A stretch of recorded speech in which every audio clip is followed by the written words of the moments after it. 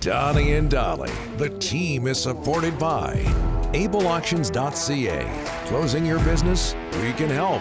And King of Floors, your vinyl, laminate, and engineered flooring superstore.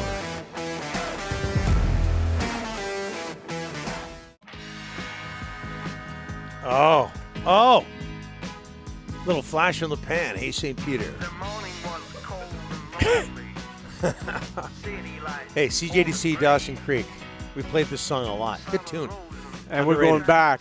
We're going back for this one, boys.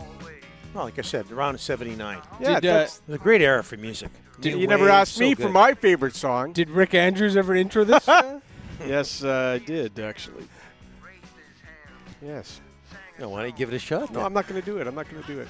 All of our guests today, just ahead of Dave Tomlinson, are sponsored by Passat Motors. It's the Canada Day sale, Passat, all month long. Great promos, lots of savings, and great deals. Check them out online at PassatMotors.com and follow them on Twitter at Passat Motors.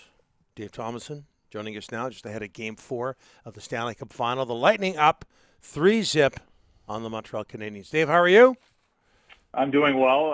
I'm impressed with Ryan Henderson and you guys calling it the Stanley Cup Final and not the Stanley Cup Finals with an S. There's only one final. Yeah. And a lot of broadcasters get that wrong, and it irks me. So way to go. We're starting off on the right foot.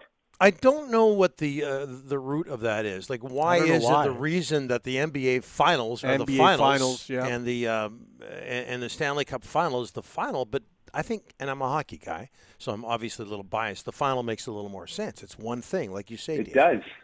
Same thing as the World Hockey Championship. It's not the World Hockey Championships. There's only one of them. One event. Yep. Right. Okay. Well, we'll talk about that at a later date some more. What makes the Lightning such an effect? Maybe a talent, coaching, work ethic. What makes the Lightning so darn effective, Dave? I'm going to say their passing. And with that, what they do so well is they do a very good job when they get the puck anywhere in the ice, but mostly when it's a turnover or if they're coming out of their zone, they really spread their players out. And so it makes it difficult for the opposition to shut down any sort of passing lanes because usually they have a couple available to them. And so you credit their defense. But when there's a turnover in the neutral zone and then work it back to the defensemen and the Tampa Bay Lightning forwards kind of do their swing routes, they spread out enough that they cause the opposition, and in this case in the final, Montreal, to make that decision as a player. Okay, you're going towards the guy who has got the puck. Do I take the extra 2 steps and finish the check, knowing he's still going to pass it by me and hope I can wear them down? Or do I, force him to move it and then kind of curl and join the play again? And for every time a player decides I'm going to curl and join the play again, you're letting one of their skill guys off the hook, and they've got a lot of skill guys. And so then all of a sudden you're chasing, and you're exhausted. You've never touched the puck, and you just don't feel like you're a part of the game because the puck's moving before you get to do anything about it. And so for Montreal, they've made some changes to their lineup. I like the changes that they've made. They're looking for some more balance with their lines, but they need to finish checks early. Tampa's a team that plays with a bit of, if you're going to, finish your checks on us, then we're going to finish our checks on you. They almost try to match what the opposition's going to do if things aren't going that well for them. And this is a game where Montreal needs to use their speed. They need to forecheck, and they need to finish those checks. Like every time they dump the puck in, it has to finish with a hit so that they wear them down, because the only way they're going to get back in the series is if they somehow get the Lightning off their game enough in this one that they can get a win at home and then just concentrate with that next game mentality and wear them down. You just like to see the Habs make it a little more interesting. Hey, Dave, our poll question is this. With Tampa's recent success in mind, you've got the Kings from back a little bit, Hawks, Bruins. Our poll question is this. Is the current edition of the Lightning the best NHL team of the salary cap era, going back to 2005? What do you think? It's a tainted yes, and I say that because they're also, they've got the highest amount of salary cap dollars to use.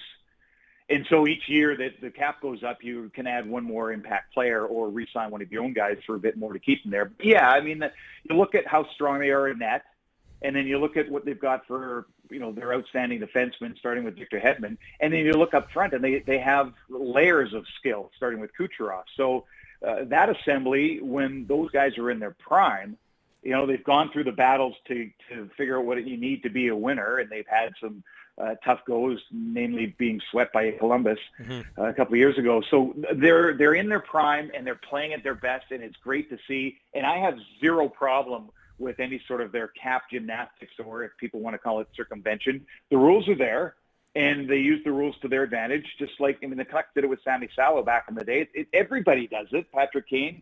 And until they change the rules, it's completely above board, in my opinion.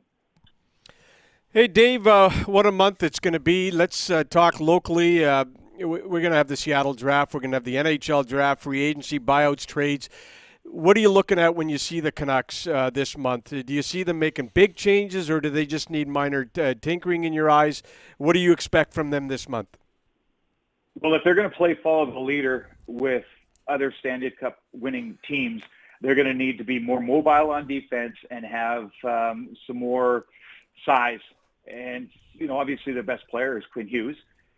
So they're going to have to augment that with some size and some reach and some passing ability. There's work to be done for the Vancouver Canucks, and when we're talking about the cap, obviously there has to be some moves that alleviate some cap space for them. But they're in their upswing. They've got a goaltender that they can count on. They've got some of the younger players who have faced a little bit of adversity, right? You've got Pettersson, who started off so well in his rookie season, and then he's been now battling injury, so he gets that hunger to get back and prove that he can be back to where he is. And so it's coming together. Bo Horvat's been through everything you want a captain of your team to have gone through. So they're hitting their 3-year stride right now. And the biggest thing is to add incremental pieces properly, starting with very nicely sized puck-moving defensemen, and then you can fill out the other parts of your roster as you go. But I think it's time to be optimistic as a Canucks fan, and I think it's great that their farm team is just going to be down the highway. Hey, Dave, hearing today that Jay Beagle is on track. Anything could happen in the next few weeks, but he's on track to be healthy for training camp. What happens with the center position in lines 3 and 4? If they could find a creative playmaking center for that third line, Dave, that could create more offense, what do you see happening up the middle for this hockey club? I would like to see them.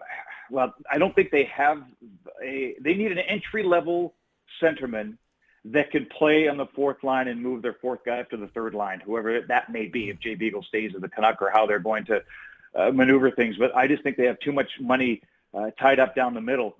You need one of your own drafted and developed players to take a step.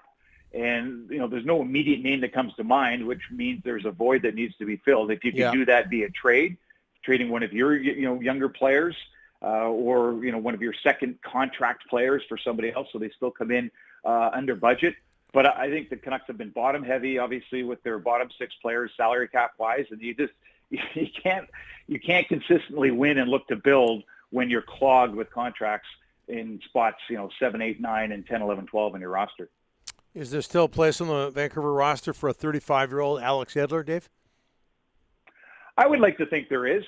You limit his games, you get him at a lower rate. I mean, there's other teams that would love to add him as a 5-6 defenseman who think that he has that leadership ability. He doesn't upset your room when he comes into it. As much as people don't like the fact he goes to block shots a lot, that's still a quality that they look for in defensemen.